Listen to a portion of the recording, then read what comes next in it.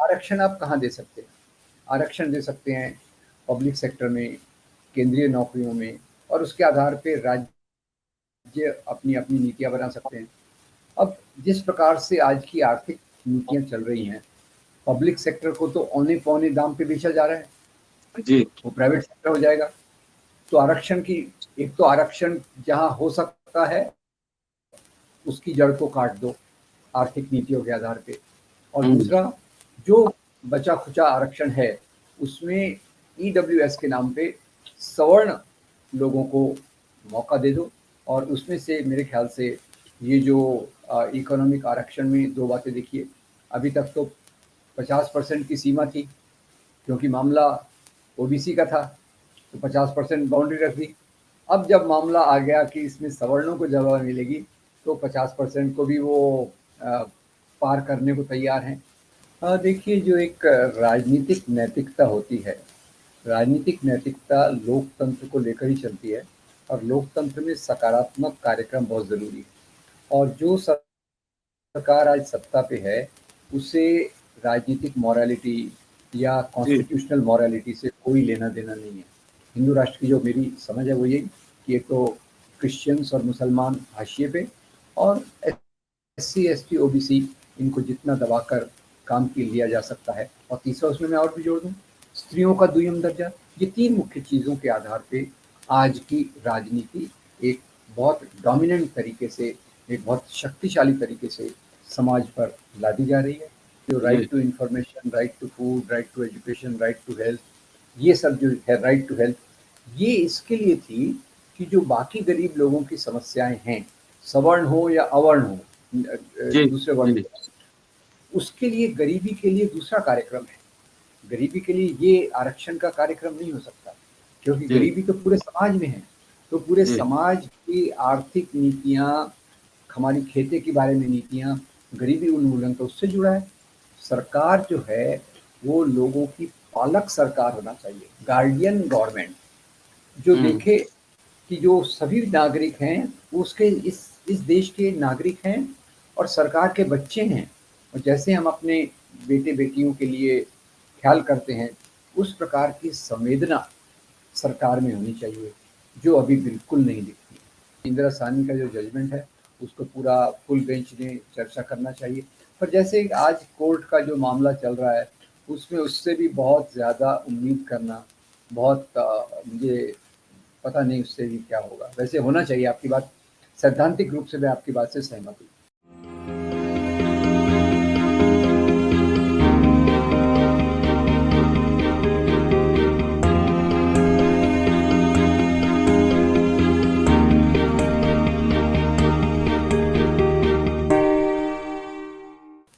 EWS, मैं एक S उसमें और जोड़ता हूँ, इकोनॉमिक विगर सेक्शन फॉर सवर्नर्स।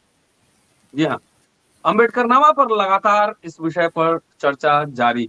पत्रकार, एडवोकेट, पॉलिटिकल साइंटिस्ट, सबसे हमने बात की है कई राउंड, आप लगातार देख रहे हैं। और आज इसी क्रम में प्रोफेसर राम पुनियानी साहब हैं, सोशल साइंटिस्ट, एक्टिविस्ट, मुखर एक्टिविस्ट हैं। उनसे ही समझने की कोशिश करेंगे कि दुनिया के इतिहास में एक खास तरह का अजूबा एक आरक्षण आया है भारत में।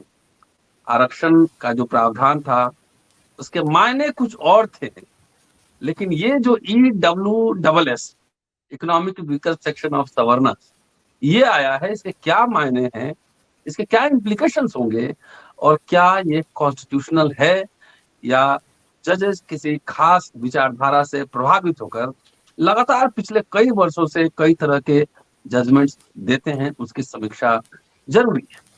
दोस्तों, रतनलाल बोल रहा हूं और आप देख रहे हैं अम्बेडकर नामा। अब लगातार बने रहिए, पूरे परिवार के साथ सुनिए और सुनाइए, क्योंकि यह काम की बात नहीं, काम की बात है, यहाँ मन की बात नहीं होती। सीधे लिए चलता हूँ पुनियानी साहब के पास, और उनका पक्ष लगातार आप अब सुनेंगे। बीच बीच में जरूरत हुई तो मैं जरूर इंटरवीन करूंगा, अदरवाइज सीधा हम लोग सुनते हैं पुनियानी साहब को। स्वागत है सर अम्बेडकर नामा में। बहुत धन्यवाद आपका। सर कैसे तो हैं? मैं ठीक हूँ, आपका बहुत धन्यवाद।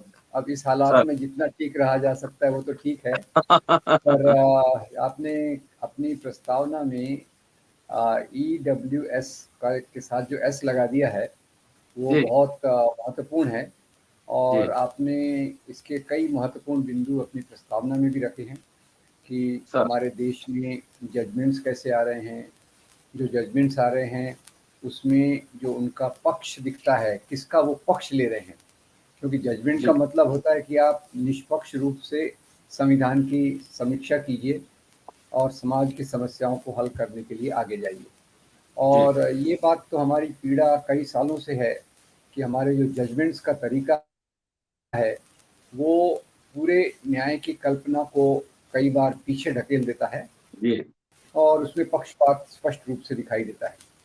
अभी आपने जो EWS इकोनॉमिकल वीकर सेक्शंस की बात कही, अब ये जजमेंट आया तो इससे बहुत हैरानी हैरानी हुई। पहले तो इसको जब लाया गया था उस समय भी इसका विरोध था कि पहले हम ये समझें आरक्षण क्यों होना चाहिए। जी आरक्षण का मूल मुद्दा तो यही था ना कि सामाजिक गैर बराबरी को धर्म के नाम पे समाज पे लादा गया। सामाजिक गैर बराबरी को धर्म के नाम पे समाज में बहुत कड़क रीति से लादा गया और समाज के बड़े तबके SC ST OBC को उन सुविधाओं से वंचित रखा गया जिसके वो एक नागरिक के रूप में हकदार हैं। तो उसकी कल्पना भी यहीं से आई कि इनके लिए एक एफर्मेटिव एक्शन होना चाहिए, सकारात्मक एक्शन होना चाहिए। तो उसके लिए रिजर्वेशन की कल्पना की गई, खास तौर से केंद्रीय नौकरियों में, पब्लिक सेक्टर में। और उसमें अभी हम जो देखते हैं कि पिछले कई सालों से एक और बात लाई गई, वो था इकोनॉमिकल वीकर सेक्शन। ये खास तौर से NDA सरकार जो अभी सत्ता में है उसके आग्रह पर लाई गई थी और कई लोगों ने इसका समर्थन किया बिना सोचे समझे, या सोच के, पता नहीं, वो तो उनकी सोच तो भी अपने हिसाब से होगी, ये सोचकर कि इससे जो सकारात्मक कार्यक्रम SC ST OBC के लिए होना चाहिए उसको न्यूट्रलाइज कैसे करें। मैं इसको ऐसे देखता हूँ कि एक सकारात्मक कार्यक्रम समाज में होना चाहिए बराबरी के लिए, तो वो हम्म कई सालों से आया है। पहले तो उसमें भी कई बार सेंध लगाई गई, जी इतना होना चाहिए, उस प्रकार से नहीं आया।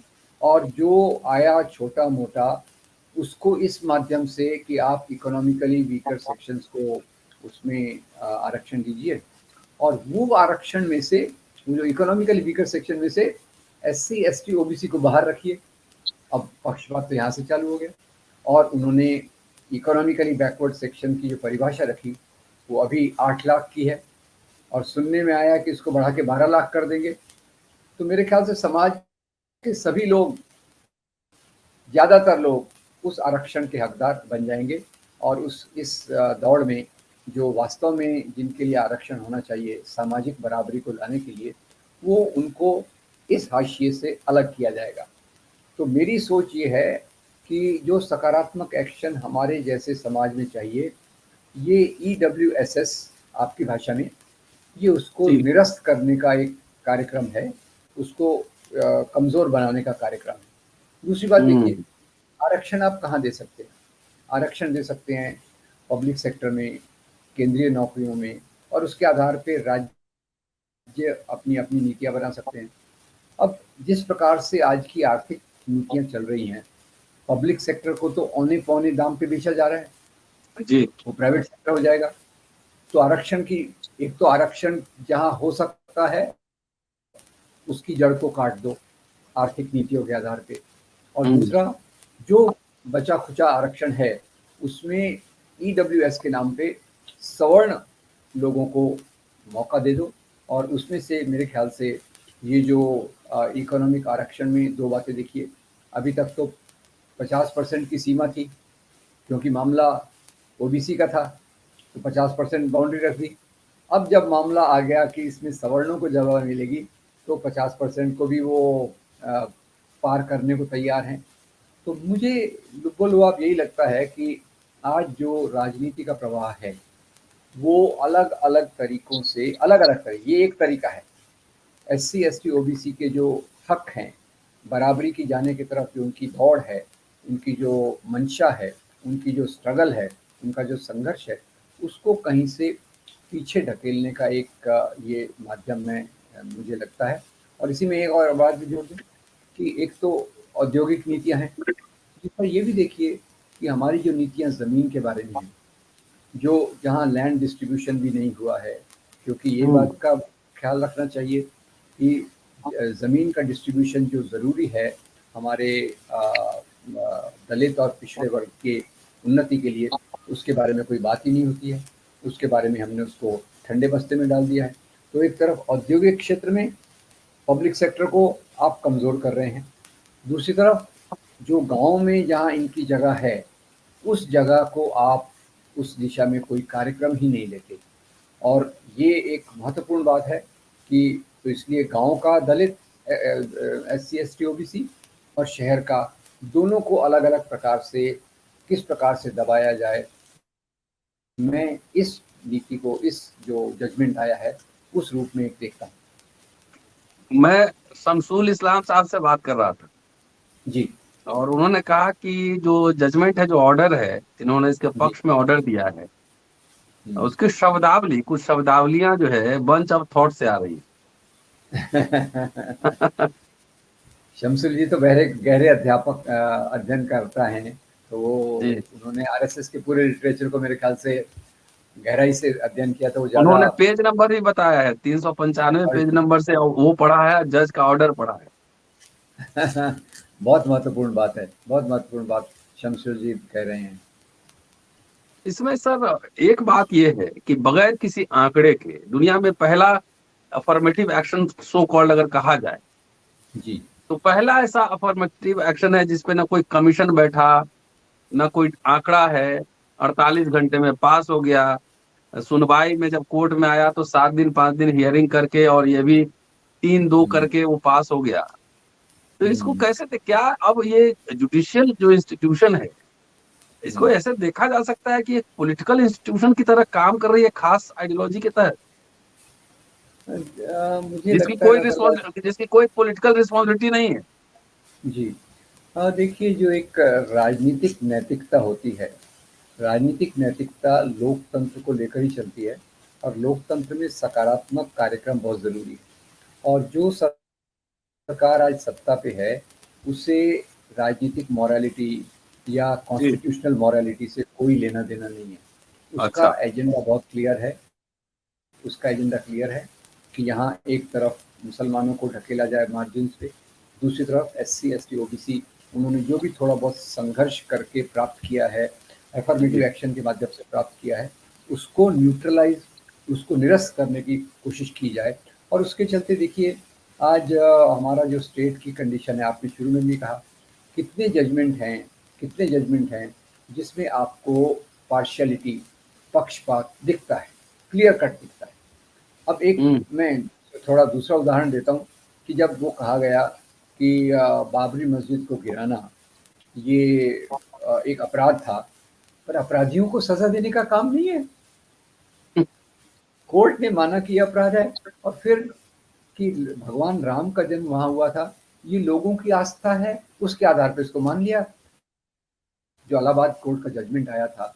तो इससे ये स्पष्ट होता है कि हमारे व्यवस्था के अलग-अलग अंग, वो न्यायपालिका हो, वो कार्यपालिका हो, इनमें एक प्रकार का जो, जैसे आपने शमसुल जी का बताया कि उन्होंने बिल्कुल सही बात कही कि आज हमारा जो रेफ़रेंस पॉइंट वो कॉन्स्टिट्यूशन से ज़्यादा उन लोगों की लेखनी है जो हिंदू राष्ट्र लाना चाहते हैं। और उसके चलते हिंदू राष्ट्र की जो मेरी समझ है वो यही कि एक तो क्रिश्चियंस और मुसलमान हाशिए पे, और एससी, एसटी, ओबीसी, इनको जितना दबाकर काम की लिया जा सकता है। और तीसरा उसमें मैं और भी जोड़ दूँ, स्त्रियों का दुय्यम दर्जा। ये 3 मुख्य चीज़ों के आधार पे आज की राजनीति एक बहुत डोमिनेंट तरीके से, एक बहुत शक्तिशाली तरीके से समाज पर लादी जा रही है।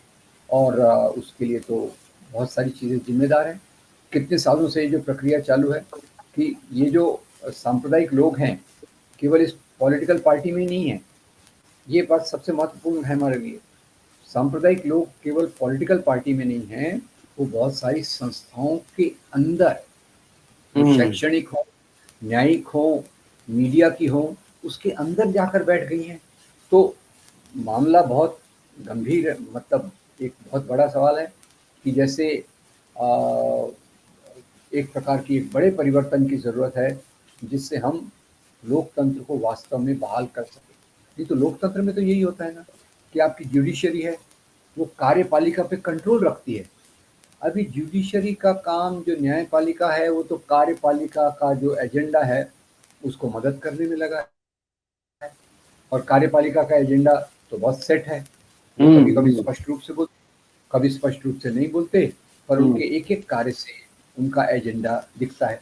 अभी रतनलाल जी, ये देखिए कि जिस देश में 40% लोग गरीबी की तरफ धकेले जा रहे हैं, गरीबी बढ़ती जा रही है, उस जगह पर हम बात करते हैं मंदिरों की, फिर दूसरे प्रकार के पहचान के मुद्दों की, गाय के बारे में मुद्दे, और इन चीज़ों के आधार पे। और देखिए, मुझे एक और हैरानी होती है, थोड़ा बहुत मैं शिक्षा के क्षेत्र से जुड़ा था, आप तो अभी भी प्रोफेसर हैं। देखिए यूनिवर्सिटीज़ में क्या हो रहा है, अब जहाँ इनके हम्म, बिठाए हुए लोग हैं, वो यूनिवर्सिटीज़ में किस प्रकार का हस्तक्षेप कर रहे हैं कि आपको हम्म, एकेडेमिया में प्रोफेसर्स लेना है, तो उनकी क्वालिफ़िकेशन, उनका मेरिट नहीं है कि उन्होंने हम्म, कितना अध्ययन किया है, कितना रिसर्च किया है, उनकी विचारधारा क्या है, उसके आधार पे जी, चल रहा है। उदाहरण दे रहा हूँ, और ये एक उदाहरण है, जी। पूरे समाज में ये समस्या चल रही है। तब ये आरक्षण जो है, ये गरीबी जी, उन्मूलन प्रोग्राम तो है नहीं।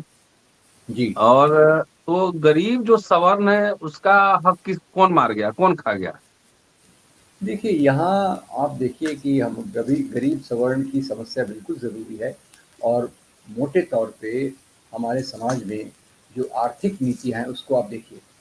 आर्थिक नीतियों में एक तरफ से कुछ कॉरपोरेट सेक्शंस हैं, जो अमीर से अमीर होते जा रहे हैं, और सवर्णों में भी जो गरीबी है, वो तो पूरे हमारे आर्थिक प्रोग्राम का भाग होना चाहिए। और इसलिए जो नीतियाँ बीच में लाई गई, उनको पूरी तारीफ तो नहीं की जा सकती, और जो जी, right to information, right to food, right to education, right to health, ये सब जो है, राइट टू हेल्थ, ये इसके लिए थी कि जो बाकी गरीब लोगों की समस्याएं हैं, सवर्ण हो या अवर्ण हो, जी, दूसरे वर्ण जी, के, उसके लिए, गरीबी के लिए दूसरा कार्यक्रम है। गरीबी के लिए ये आरक्षण का कार्यक्रम नहीं हो सकता, क्योंकि जी, गरीबी तो पूरे समाज में है। तो पूरे जी, समाज की आर्थिक नीतियाँ, हमारी खेती के बारे में नीतियाँ, गरीबी उन्मूलन तो उससे जुड़ा है। और जी, गरीबी उन्मूलन भी इनका उद्देश्य नहीं है। केवल जैसे उत्तर प्रदेश में मैंने सुना है कि वो 5-10 किलो राशन दे दो, बाकी कोई कुछ करने की ज़रूरत नहीं है। लोग उसको कैसे पकाएँ, कैसे खाएँ, तेल मिलता नहीं है, गैस मिलती नहीं है, और राशन दे के इन्होंने अपने काम से छुट्टी पा ली। क्योंकि सरकार जो है, वो लोगों की पालक सरकार होना चाहिए, गार्डियन गवर्नमेंट, जो हम्म, देखे कि जो सभी नागरिक हैं, वो उसके इस देश के नागरिक हैं, और सरकार के बच्चे हैं। और जैसे हम अपने बेटे बेटियों के लिए ख्याल करते हैं, उस प्रकार की संवेदना सरकार में होनी चाहिए, जो अभी बिल्कुल नहीं दिखती। मैं, खैर ये मेरी कोई, मैं किसी राजनीतिक पार्टी से नहीं जुड़ा हूँ, पर मैं फिर भी मानता हूँ कि जब समय पे ये राइट की कंसेप्ट आई थी। अब ये दूसरा देखिए, एक समय पे बात आई थी right, right to information, right to food, right to health, right to education, वगैरह वगैरह। अभी बात आ रही है कर्तव्य पथ बनाने की। तो ये कंट्रास्ट देखिए। राइट गायब हो गया। राइट गायब है और ड्यूटी आगे। कर्तव्य आ गए। और ये मेरी समझ में ऐसा आता है कि जब भी इस प्रकार की सरकारें होती हैं, तो वो एक डिवीजन ऑफ लेबर कर देती हैं। सवर्णों और संभ्रांतों के लिए अधिकार हैं, गरीबों के लिए और लो कास्ट के लिए ड्यूटीज़ हैं। ये मेरी मोटी समझ है। और इस प्रकार की सरकार कहीं भी हो, वो श्रीलंका में हो, श्रीलंका में बुद्ध धर्म के नाम पे यही किया गया, जी, म्यांमार में बुद्ध धर्म के नाम पे यही हो रहा है, पाकिस्तान में जी, इस्लाम के नाम पे यही हो रहा है। तो ये सरकारों का एक जो एटीट्यूड रहता है, जो उनका तरीका रहता है, वो समाज के कमज़ोर तबकों को गरीबी की तरफ ढकेलना, और वो खराब परिस्थितियों की तरफ ढकेलने का उनका एक अ, उनकी पॉलिसी में आता है। और इसीलिए देखिए, कुछ-कुछ लोग तो इतने अमीर हो रहे हैं, जो पहले दुनिया की अमीरों की लिस्ट में नहीं थे, अमीरों की लिस्ट में आ गए। कुछ अमीर यहाँ से पैसे ही लेके भाग गए। कुछ बाकी अमीर और उस तबके के लोग उनको लग रहा है ये देश में रह के कुछ फायदा नहीं है, तो अपना लॉक स्टॉक एंड बैरल अपनी संपत्ति लेके पाश्चात्य देशों में जाकर बैठ रहे हैं।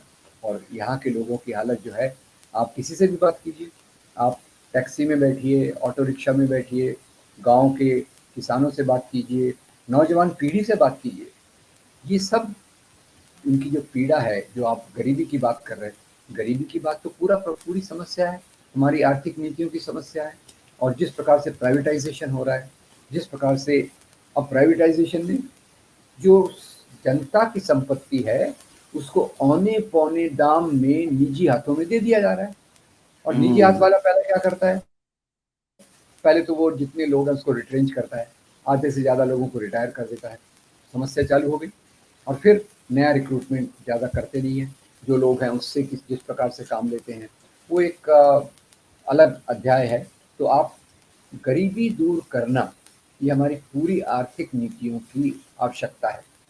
जबकि आरक्षण एक विशेष चीज़ थी, आरक्षण विशेष चीज़ थी जो यहाँ की जाति वर्ण व्यवस्था के कारण उपजी हुई आर्थिक और सामाजिक गैर बराबरी के खिलाफ का काम था। तो इस दोनों को कंफ्यूज करने में इन लोगों ने काफ़ी सफलता प्राप्त की है। उनको लगता है कि गरीबी के लिए भी आरक्षण, गरीबी के लिए तो पूरी आर्थिक नीतियों को हमको सोचना पड़ेगा। ये तो सरकार की इकोनॉमिक पॉलिसीज। जी जी। डायरेक्टिव प्रिंसिपल्स में तो बहुत सारे और उपाय हैं कि कैसे राइट टू जॉब है, राइट टू काम है, तो ये सब कुछ नहीं, ये खाली एक तरह से प्राइवेटाइजेशन, मैसिव प्राइवेटाइजेशन, एक तरफ अपर कास्ट को खुश करने के लिए, दूसरी तरफ।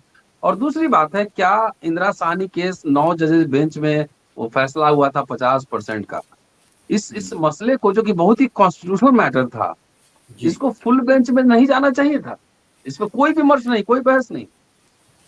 ये तो सबसे इम्पोर्टेंट बात आपने कही, क्योंकि जब एक बार 50% की बात हुई तो उसको तो फुल बेंच पे चर्चा करके उसको पूरा एक बार के लिए उसको हल करना था कि हमारे जैसे समाज के लिए किस प्रकार की सीमा लगाई जा सकती है या नहीं लगाई जा सकती। क्योंकि जो SC ST OBC हैं वो तो करीब 70-75% होंगे, और ये जो हमने सीमा लगाई हुई है रिजर्वेशन की वो 50% की है। उसको तोड़ा जा रहा है तो काय के लिए, सामाजिक इसके लिए नहीं, सामाजिक गैर बराबरी के लिए नहीं, वो सवर्णों को जगह मिले उसके लिए तोड़ा जा रहा है। तो ये आपकी बात सही है कि इंदिरा साहनी का जो जजमेंट है उसको पूरा फुल बेंच ने चर्चा करना चाहिए। पर जैसे आज कोर्ट का जो मामला चल रहा है उसमें उससे भी बहुत ज़्यादा उम्मीद करना, बहुत मुझे पता नहीं उससे भी क्या होगा। वैसे होना चाहिए, आपकी बात सैद्धांतिक रूप से मैं आपकी बात से सहमत हूँ। नहीं, उसमें देखिए सर, इसी सरकार में कई ऐसे महत्वपूर्ण सुप्रीम कोर्ट से फैसले आए जिसे पार्लियामेंट को निरस्त करना पड़ा, चाहे वो एट्रोसिटी एक्ट का मसला हो, चाहे रोस्टर का मसला हो, या फिर किसानों से जुड़ा हुआ मसला। लेकिन बहुत सारे जगदेव बाबू जो थे उन्होंने नारा दिया था, जिसकी जितनी संख्या भारी उतनी हिस्सेदारी, काशीराम जी ने भी नारा दिया था, और 100 में 90 शोषित है, 90 भाग हमारा है, जगदेव प्रसाद जी का ये स्टेटमेंट। आज बहुत सारे नेता जो EWSS कोटा का समर्थन पार्लियामेंट में कर रहे थे और ये कह भी रहे थे कि जनसंख्या के अनुपात में अब बढ़ जाना चाहिए, आज इस पे इसके लिए तो कोई आंदोलन नहीं है। स्टालिन को खाली छोड़ दें, स्टालिन ने इस पर प्रोटेस्ट दर्ज किया है, बाकी हिंदी पट्टी के या कोई भी पॉलिटिकल पार्टी, कोई भी लीडर इस पे तो उस तरह से कोई तैयारी करते दिख नहीं रहे। ऐसा क्या कारण है? देखिए, ये बहुत दुर्भाग्य की बात है कि स्टालिन की तारीफ करना चाहिए कि उन्होंने इसको राजनीतिक तौर पे उठाया, और बाकी पार्टियों, अभी आज हमारा जो कहते हैं ना पॉलिटिकल फलक्रम, वो सवर्ण सभ्रांत की तरफ झुक गया है, जिसके दबाव में दूसरी पार्टियां भी अपनी आवाज़ अगर नहीं उठाती या चुप रहती हैं मतलब समर्थन करती हैं, तो वो तो वही बात हो। तो ये दूसरी तौर से मुझे कभी लगता है कि इस परिस्थिति को बदलने के लिए बहुत बड़े आंदोलन की ज़रूरत है उन लोगों से जो इससे पीड़ित हैं। और उसमें पूरे आज जो वातावरण में डर है, वातावरण में डर को हटाने की ज़रूरत है। क्योंकि मेरी एक मान्यता है, बराबरी का समाज और ऐसा समाज जिसमें जाति व्यवस्था को समाप्त किया जाए, ये केवल हमारे आंदोलन के माध्यम से ही आ सकता है। और आज जो किया जा रहा है वो आंदोलनों को दबाने के लिए, लोगों की आवाज़ों को दबाने के लिए किया जा रहा है। तो इसलिए निर्भय होकर अपने आंदोलनों को मजबूत करना वही इस परिस्थिति का जवाब है। क्योंकि आंदोलन होंगे, आवाज़ें सामने आएंगी, लोग चुप रहेंगे तो आवाज़ कोई आने वाली नहीं है। अभी की सरकार तो वैसे भी ये लोगों की आवाज़ को सुनती नहीं है, अपनी बात सुनाती है। ये समीकरण भी बदलने की ज़रूरत है। लोकतंत्र में सरकार का काम होता है जनता की बात सुनकर, जनता की ज़रूरतों को समझकर नीतियों को बनाना। यहाँ जो नीतियाँ बन रही हैं, एक विचारधारा जिसके बारे में शमसुल जी ने आपको बताया, वो विचारधारा को आज कैसे लागू किया जाए, नई भाषा में, नए तरीके से, और कुछ पुराने शब्दों को चुनकर, पुराने शब्दों को लेके, पुराने विचारों को लेके। तो ये जो हमें चाहिए, जो आज़ादी के आंदोलन ने हमें दिया, आज गाड़ी पूरी उल्टी दिशा में जा रही है। और इसलिए बहुत सवाल ये उठता है कि हम फिर से उस रास्ते पर आएँ, उसको मजबूत करने के लिए पूरा उपाय सोचें कि कैसे हम इसको मजबूत कर सकते हैं। तो ये कुल मिला-जुला कर देखा जाए तो जी। एक तरफ मैसिव प्राइवेटाइजेशन है, दूसरी तरफ अनकॉन्स्टिट्यूशनल, चाहे सुप्रीम कोर्ट जैसे भी उसको वाजिब ठहराए 3-2 से या जो कुछ भी, अनकॉन्स्टिट्यूशनल ईडब्ल्यूएसएस कोटा आ रहा है। इसका मतलब तो साफ यही है कि जो रिजर्वेशन का पूरा आइडिया था, अफर्मेटिव एक्शन और पार्टिसिपेशन का आइडिया था, उसको एक तरीके से मटियामेट करने की कोशिश हो रही, इर्रेलेवेंट बनाने की कोशिश हो रही, कोई मतलब ही ना रह जाए उसका। वही मैंने कहा, मैंने इसके लिए न्यूट्रलाइज शब्द इस्तेमाल किया कि जो जी, हमारे संघर्षों से आया, संविधान से आया, उसके कारण जी, कुछ लोगों की तरक्की भी हुई, थोड़ा बहुत लोगों को मिला भी सही, तो उसको न्यूट्रलाइज करने के लिए पूरी राजनीति चल रही है। और मेरी तो ये भी मान्यता है कि कभी भी जब भी धर्म के नाम की राजनीति आती है, उसका उद्देश्य यही होता है कि समाज जी, के जी। कमजोर तबकों को उनके अधिकारों से वंचित करके उनको कर्तव्य पथ दिखाना, और संभ्रांत लोग अपने राइट्स को एंजॉय करके 26 मंजिला बिल्डिंग में 5 लोग रहते हैं और उनके लिए प्राइवेट जेट रहते हैं। अब आप तो शायद स्कूटर या साइकिल पे आते होंगे या ज़्यादा से ज़्यादा कार पे आते होंगे, लोगों के पास तो जेट उपलब्ध हैं, हेलीकॉप्टर उपलब्ध हैं। तो ये जो संविधान में हमारे कहा गया था, आर्थिक गैर बराबरी को कम करना, उसके उलट आर्थिक गैर बराबरी बढ़ रही है। तो आपकी बात बिल्कुल सही है कि इसको ये न्यूट्रलाइज करने के लिए पूरी प्रक्रिया चालू है। लगता है कर्तव्य पथ जो है पूरा गीता के उपदेश से प्रभावित है। कर्म करो, फल की चिंता नहीं करो, फल की चिंता हम कर लेंगे। नहीं, आप कर्म कीजिए, फल हम रखेंगे। ऐसा है, इसको मैं आगे ले जाता हूँ। आप कर्म कीजिए, फल हमारे पास रहेगा। फल हमारे पास रहेगा।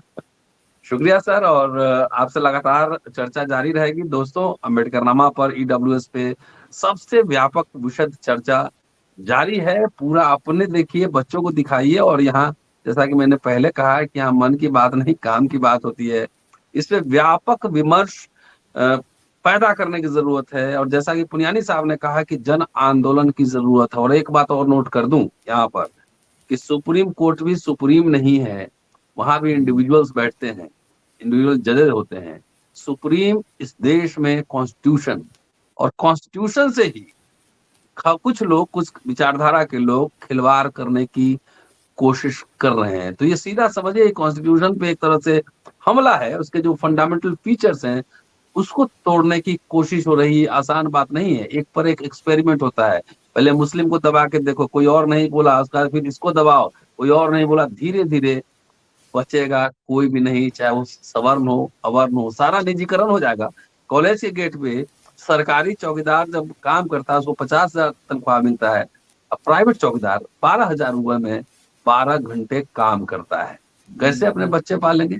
तमाम विषयों पर चर्चा होनी चाहिए, और बार बार अगेन कि ये गरीबी उन्मूलन प्रोग्राम नहीं है, रिप्रेजेंटेशन का सवाल है। दुनिया भर में जहां जहां अफर्मेटिव एक्शन और रिजर्वेशन की बात है, उसको पढ़ा जाना चाहिए और इसको बहस बढ़ाना चाहिए। और आजादी, अधिकार, सम्मान, स्वाभिमान बगैर संघर्ष के नहीं मिलते हैं। शुक्रिया सर आपका, और दोस्तों देखते रहिए अम्बेडकरनामा। जल्दी मिलता हूँ आपसे अगले एपिसोड में। शुक्रिया sir, thank you. Thank you.